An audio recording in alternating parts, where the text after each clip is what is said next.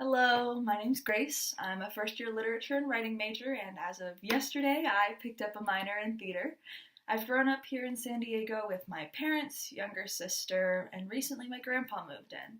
I'm a proud mother of two adorable baby boys, my dogs, Henry and Cooper, and our tight knit little family is currently parked in a small neighborhood in Vista.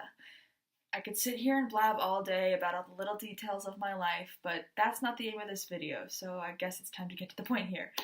If you haven't been able to tell yet, I'm a very loud and outgoing person. I'm comfortable sharing my thoughts and opinions on just about everything, and it takes a little bit of effort to get me to shut up most of the time. But that definitely wasn't always the case. Growing up, my sister and I were homeschooled. In quotation marks, because as much as I do love my parents, they worked full-time jobs, so it was really difficult for them to juggle two kids at home and their work. As a result, my sister and I often spent our learning time in a back office in my dad's shop building going over the curriculum ourselves. This worked just fine for the few years we spent at home until we had to go back to a public-esque setting. Several weeks into fourth grade, I was enrolled in a public charter program, meaning I spent 2 days at home and 3 days at school. For me, the transition was terrifying. I had never been forced to surround myself with such a large group of peers before. Because of that, I had this habit of closing myself off. I avoided everyone other than my sister, intimidated by how long they'd all known each other and how foreign a real classroom felt.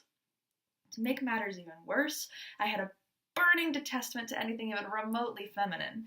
My tomboy nature and very clear lack of social skills left me sticking out like a sore thumb.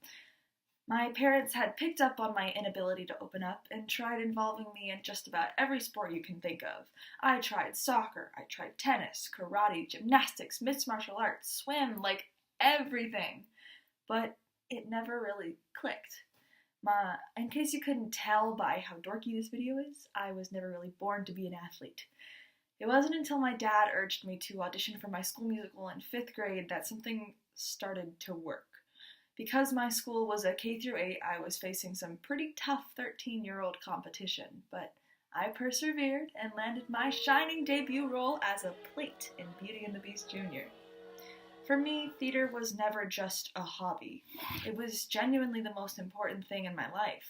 It let me completely immerse myself in an entirely new world and as an entirely new person.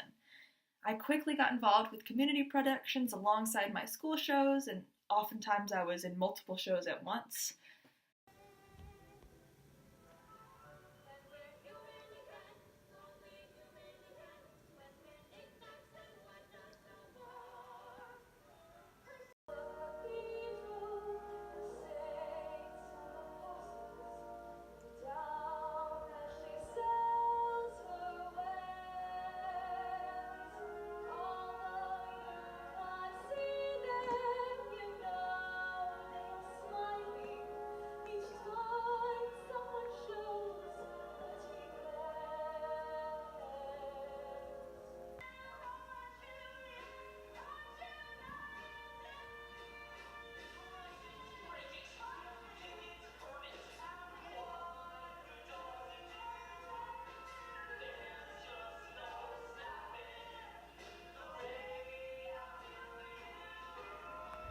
Being on stage meant that I wasn't Grace.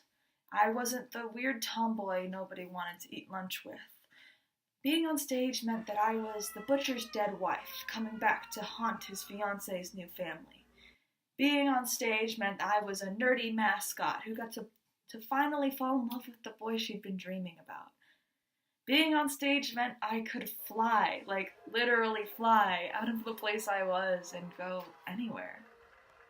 Obviously, I didn't have these kinds of premonitions at the ripe old age of 10, but from day one there was something about performing that just meant more to me than it should have.